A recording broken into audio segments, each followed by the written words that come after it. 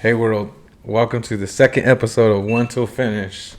I thank you guys for tuning in. I know it's been a while. I promised a week and a half, and I'm pretty sure I went over. But I got a treat for you guys. I got my brother, Fernando Linares. and then he's gonna tell us some stories about how the creator got him through tough times, like car accidents and all this stuff. So let's get it started. Yeah. Thank you, brother Daniel. So, beginning as an adolescent, I just kind of struggled in many ways because I was never raised in a church. My parents were Catholic, and it was more of a Sunday thing, more of a check in, check out, and that brought a lot of difficulties in my life because I knew no godly direction, no godly instruction, and it was just more of fleshly and worldly decisions in my life. Hear that? So what were the bad decisions that led to? So basically, having no direction and no instruction from God, led me to being an addict to alcohol and drugs and committing sexual immorality. And then what was your top one? What was the top vice or your old best friend? So what I was my choice of was alcohol.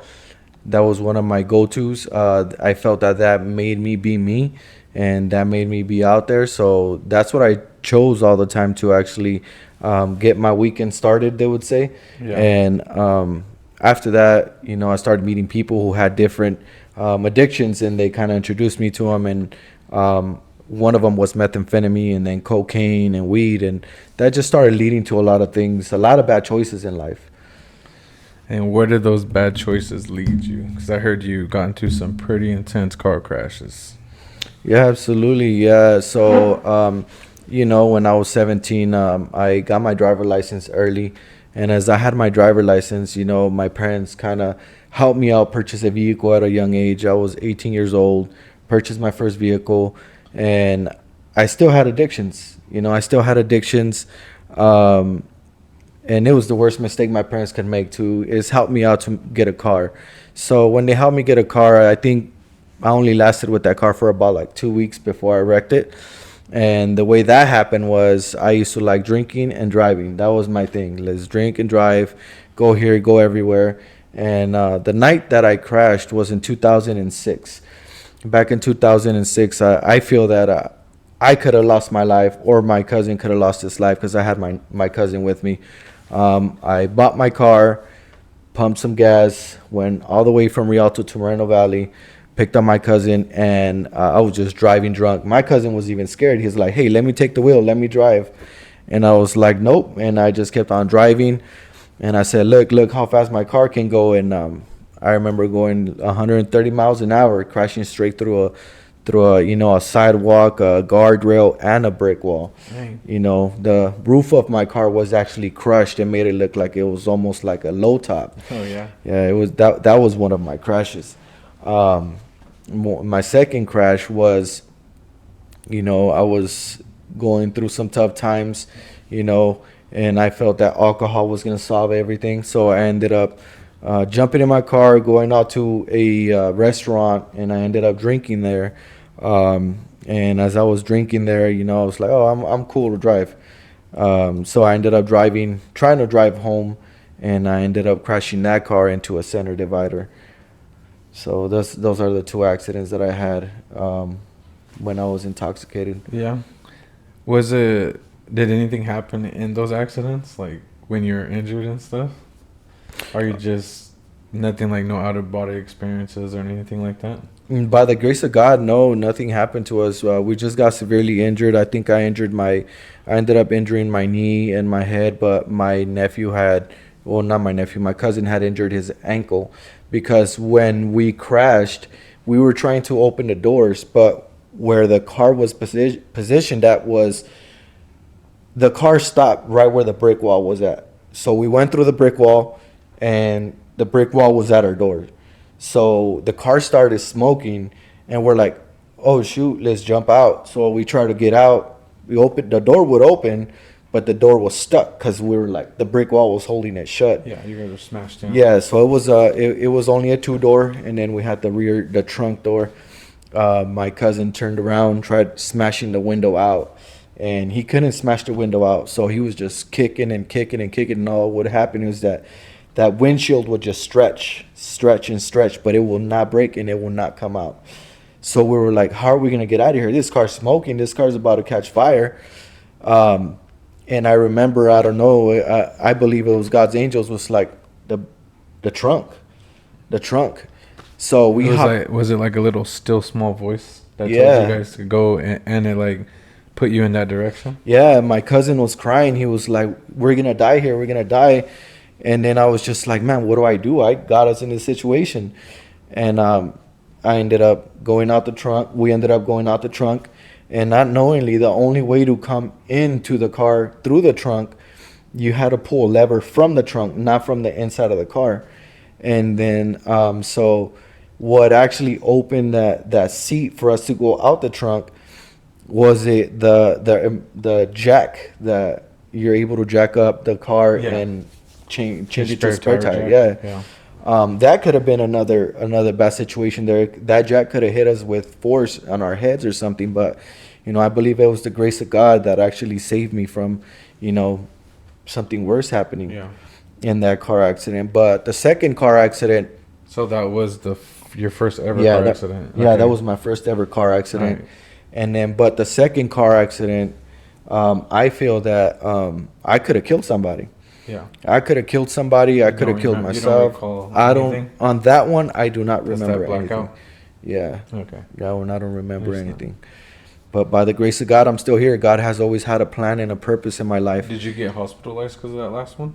No, I got hospitalized with the first one. The first one. Okay. Yeah. And was there any more car crashes? No, that's it. Just those two. Just those two. When I was under the influence, are the only two car accidents I have in my life. So what? I heard something about like people got tired of like your actions after a while. Yeah. So when I was 17, 18, I was just kind of back and forth. I went from my mom. My mom kicked me out because I was drinking and driving. Went to my sisters. My sisters got tired of it. She kicked me out. I went to move with the neighbor because the neighbor was like, we can drink, and just as long as you buy us beer, you can stay at our house. Like that? Like that, guys? So I was sleeping at this guy's house and just buying beer every day. And it was like literally next door to my sister's house. But my sister never took the time to actually go out and be like, hey, what are you doing? And she was just like, I kicked him out. He's no longer my problem. So I was sleeping at the neighbor's house and buying him beer. And then eventually they got tired of me, kicked me out. I ended up moving to my brother, my middle brother, my second older brother's house. And I lasted there for a couple of months. And then they kicked me out. Were you buying them beer? I was buying them beer. Yeah. I was buying them beer connect. Yeah. So it was pretty bad because my brother, he wasn't married, but he was with somebody, and they had a newborn baby, which my nephew. And I was just a bad influence because I was always inviting him to drink and or do drugs, and we were always like, he would on purpose get in an argument with his girl, and we would take off drinking and driving, which, and that was after my accident already, drinking and driving. So I bounced to my other brother's house. Then after that brother's house, bounced back to my mom's house. After my mom's house, she kicked me out. My dad retired. He's like, hey, you got to go somewhere. I want nothing to do with you.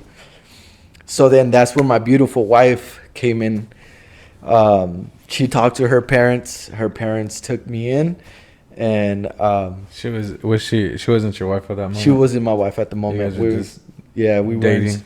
We, like I said, I was never really instructed on how to do things, and I don't think my wife was either. So we just kind of moved in and sinned. We were just kind of like, at first I moved in with her brother, but then eventually we ended up moving in together. But they took me in, and I got kicked out of that place too. Did you buy the brother beer too? No, not the brother. Her mom and her dad. Her mom and her dad. Yeah, they were drinkers too, but not heavy drinkers. They were buying their own. Yeah. So when I would get kicked out by my girlfriend, my wife now, I remember I would leave and then come back when she was either asleep or in her room. Did you you was getting drunk by yourself, like self medicating, or did you hitting the bars and the No, it was clubs, just by myself. self medicating? Yeah, self Yeah. medicating. You know, I didn't realize how much hurt and how much damage I had in my life, So mentally. can we rewind it back to what caused all that? Caused drinking. Yeah. What I strongly believe that caused drinking was my absent father. You know, he was there. My dad was always there.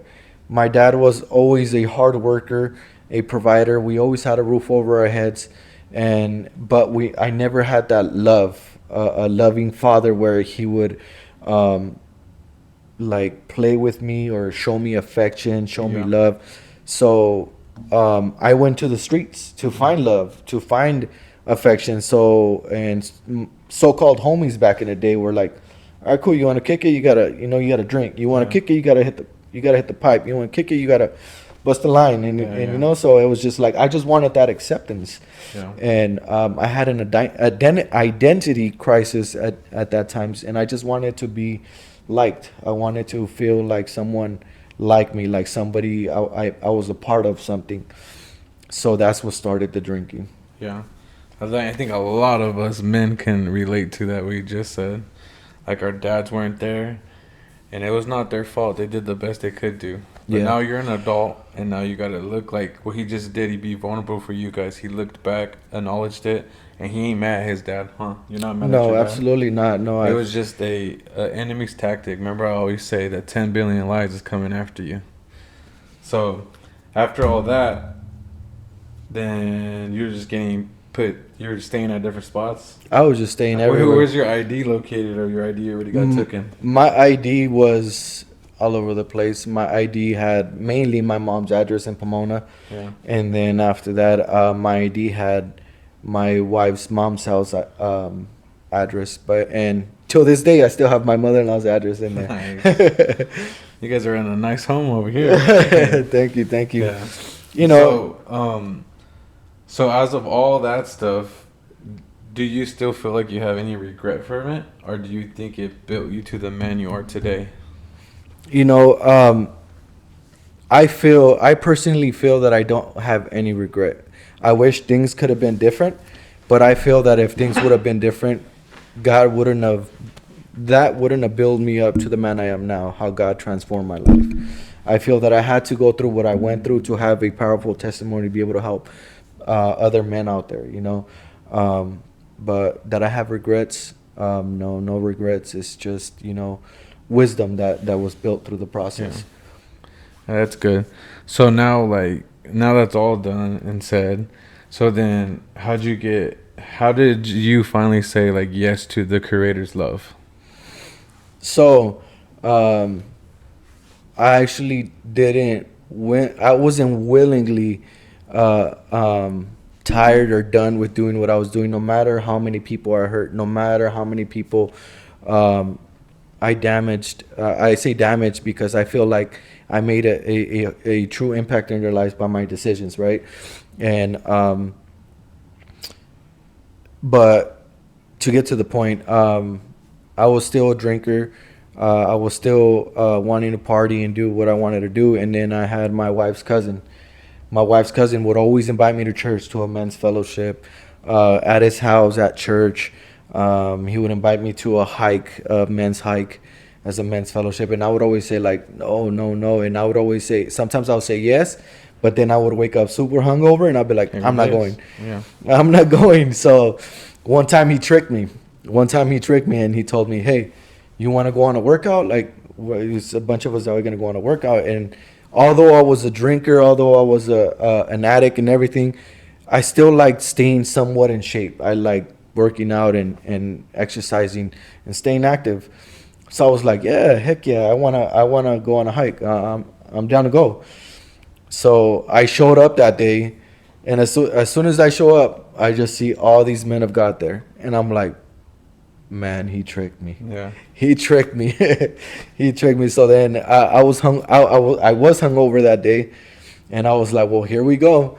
And we started climbing. And, you know, in my eyes, a pastor is always supposed to wear, like, I don't know what they call them, like the popes wear, like the Yeah, robe and the backwards collar, boys and you girls. know, the Yeah. religious mentality I Yeah, had, you yeah. know. Like in movies and in Yeah, Catholic churches and different organizations. Yeah. yeah. So I didn't realize that the main pastor was there hiking with us.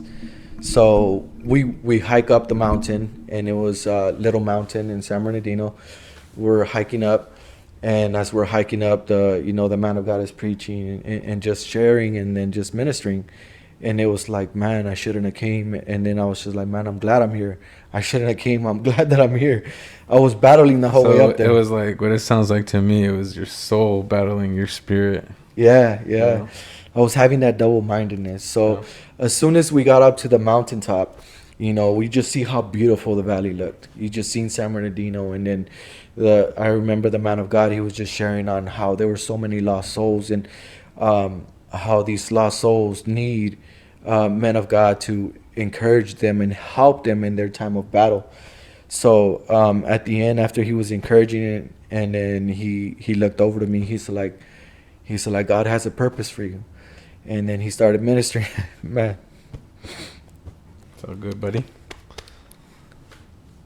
See, that's that real stuff we get on 1 2 finish. We trying to. It's all love. It's all about love. Love is the only thing that will ever change a man like himself, a man like myself, and will change you. So when he's ready, Amen. he's gonna get on with it. Amen. Yeah. So the man of God was like, you want to give your life to Christ? And I was like, man. I was like, right now? Or how do we do this? Am I supposed to be like, over in a church? Or like, I thought I was going to set an appointment to get set free. He's like, no, we can do it right here. And I was like, right here? I was like, okay. So, I did. I gave my life to God in 2010. Nice. In 2010, I gave my life in San Bernardino, Little Mountain. And I was like, okay, I don't know what to do next. I don't know where you go next from this. And I remember one brother, rest in peace, that brother Tony. He made it home. He made it home. He would call me every hour, like, hey brother, how's it going? Stay away from that fridge. Don't grab that beer. He's like, and he was, and I felt he was an angel sent from God, to get me focused, to help me through the battle. And ever since 2010, I've had my trials and tribulations, but hey, we're not perfect until we make it home. And I feel that God has a great purpose in my life. He does. And that's ever since that day in 2010, I gave my life to God. And I never turned back to drugs. Nice. That's good. That's big. Cause it's so easy to get nowadays, It's just like right there. Yeah. But yeah, so now that we got that breakthrough, now where do you see the Creator taking you now? We went through a situation today, in church. And You can explain it real quick. Just Okay. a quick, a short version. A short version, we like, HW1, we always have our meetings in the Yeah. morning. We always have our prayer. And It's a discipleship class that we're part of. That's how we met each other. We served together. And then what we're gonna talk about is like a little form of deliverance. And then on my next podcast, we're gonna have someone in that is a specialist in deliverance. So we'll just dabble in it just a little bit. yeah. But yeah, you can continue the short format. Yes. So we basically we're in our prayer, just kind of going over what we had to go over, announcements and stuff. Some lady came in, and she came in with the heaviness, and she was like, brothers and sisters, who wants to perform deliverance in me, and we were just like, whoa, like it came out of nowhere. Yeah. Shocked Like the whole squad. shocked everybody. And we've been reading a book of Pigs in a parlor. of deliverance. Yeah. And so, some of us have never seen that. And, I have never wanted to be involved in this because it's like, whoa, that's too heavy for me. I don't feel that I'm spiritually there, or I don't think I ever want to do that. But to kind of fast forward, sister got prayed for, got taken to a room, got prayed for, and they started delivering her or whatnot. And my wife stayed in that room to perform deliverance, and I walked back to our class because we still have to um, minister to the mentees or whatnot. Yeah. So I went back to class, but as I was walking down the hallway and kind of just recollecting, God was speaking to me, and he's like, I know you don't want this, and I know you don't desire this. He said, but if your wife is a deliverance minister, then you have to back her up. And I never thought that I would desire to be in a ministry like that. But after today, it's like, man, the devil's a liar. I never really So knew that everything was that real, that somebody can be demon possessed like that. I always just heard about movies and things like that, but I yeah. never really seen it in live action. And I did, and I felt the heaviness, like the darkness, like just got me dizzy. But after being a part of that a little bit, just in the background, I feel that God wants me to, flow in that area in Yeah. deliverance and ministering to As a people. short format for deliverance, if you're not familiar with it, because it does get weird, goofy, and strange. Because these enemies, it's the dark camp that you got delivered from, or you're about to be delivered from. They're jealous, and then they come in like once you start learning something new about life and love, then they try to pull you back any direction. Like it's a full circle direction. It's just not like a straight arrow at you. It's like an arrow that comes from many things. But the moral of it, deliverance is when you get to love on someone with the truth, and then the lie leaves, and but then it always tries to come back because it's so jealous. But that's the short term of it. On the like I told you guys, stay tuned to the next one. We got a delivers expert coming on. So We'll end it off as like where do you see yourself going and your family? What's the direction?